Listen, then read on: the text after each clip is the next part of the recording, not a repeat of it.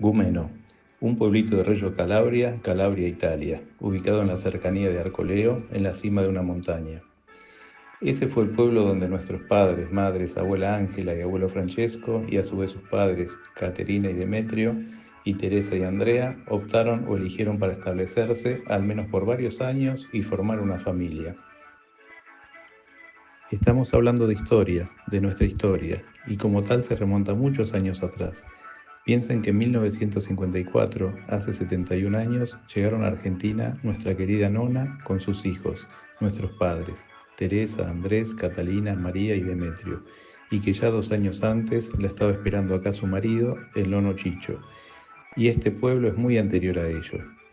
Lo que vi y les comparto en este relato e imágenes son solo ruinas de un pueblo que alguna vez tuvo vida y albergó a nuestros antepasados.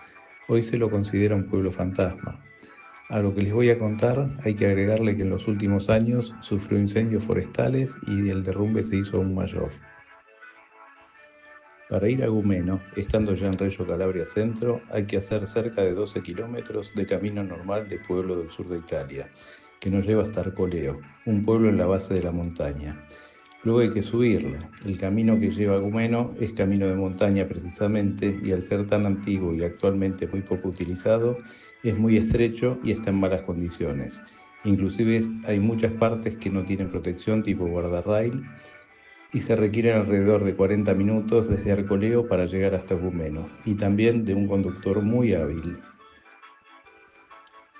Si se entra por el camino principal, se llega a una rampa que desemboca justo frente a la casa de nuestros padres y abuelos, que tenían un espacio en la planta baja y 3 espacios por escalera.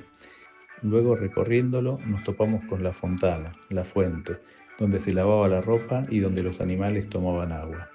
Rodeando la fuente y girando a la izquierda se abre un pasillo que desemboca a una especie de patio que da a la casa de los papás de la nona Ángela, Caterina y Demetrio. Las puertas son de madera y muy bajitas, a pesar de que la bisabuela Caterina era muy alta y grandota.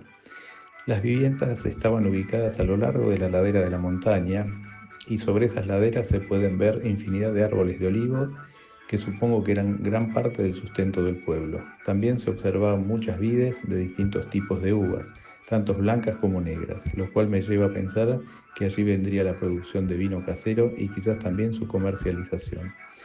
Continuando se observa una escalera de material color rosado que daba a la casa de una maestra del pueblo, según el relato de un ex habitante de Gumeno y ex alumno, y quienes tomaban clases debían ir a esa casa. Siguiendo el mismo camino o sendero se puede ver lo que fue la panadería, que aún en medio de las ruinas se observa la fuente de madera donde María, la hermana del nono Francesco, y su marido Andrés amasaban el pan, y luego el bar donde se juntaban a tomar vino y jugar a las cartas. Se observan también las ruinas de lo que alguna vez fueron casas de familia, pero no la típica casa que estamos acostumbrados a ver. Eran habitaciones pequeñas y a veces tenían otra más a continuación. Las cocinas, diminutas por cierto, estaban fuera de la casa, y los baños realmente no se ven indicios de que hayan existido. En varias casas se observa aún, en bastante buen estado, las luminarias tipo araña, cajones con botellas llenas de bebida tapadas con tapa tipo chapita, supongo que sería vino casero. Se ven camas, mesadas, braseros, inclusive una garrafa. Lo que más me llamó la atención fue una cafetera tipo moca, formando parte de una escena de una cocina en ruinas con medio techo derrumbado, la cual albergaba una cocina económica, una pequeña mesada y una garrafa conectada a la nada misma, dado que la manguera estaba totalmente deshecha. Esta parte del pueblo mide aproximadamente 250 metros por 15 metros. El ancho de la calle, más bien de sendero, es muy pequeño, apenas pasan 2 personas una al lado de la otra. Calculo que era el ancho del paso de un burro, medio transporte de la época para quienes se lo podían permitir, y su carga.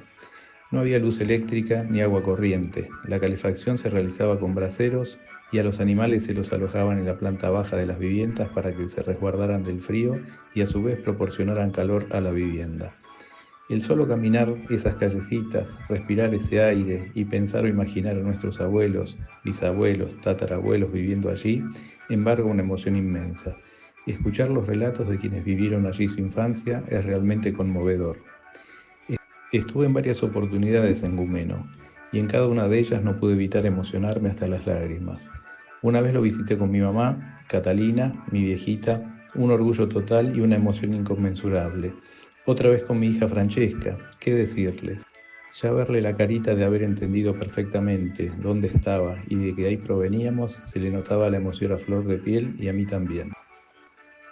Siempre me pregunté, ¿por qué hacer un pueblo en la punta de la montaña, donde hay que ir a propósito, no queda nada de paso de ningún lado y no hay nada más que ese pueblito?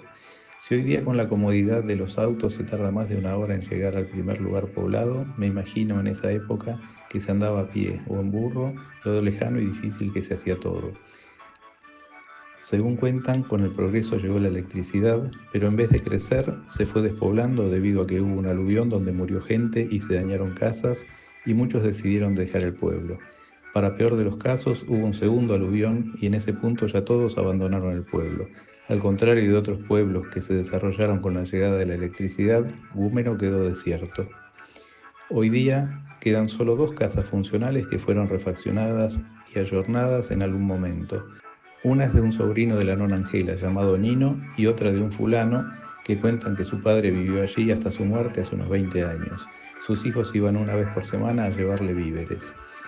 El resto es un paisaje de ruinas que cuentan la historia de su gente, gente sencilla y trabajadora, paisaje que me cautiva cada vez que lo veo. El propio silencio de su callecita invita a reflexionar, a pensar, a imaginar a nuestra querida nona o a sus hijas lavando la ropa en la fontana, trayendo pan de la panadería o a los hombres yendo al bar a jugar a las cartas después de un largo día de trabajo. La historia que a cada cual le interesa imaginar, escuchar o más bien sentir. En fin, quise compartirles este pedacito de nuestra historia, que en Argentina comenzó con la llegada de nuestros nonos Chicho y Ángela, que dejaron a su familia y una vida atrás, con mucho sacrificio y apostando a un futuro mejor, tanto para ellos como para su descendencia, o sea, nosotros. Para recordar, Gúmeno fue el pueblo, Ángela Sema y Francesco Gattuso de Nostri Nonni.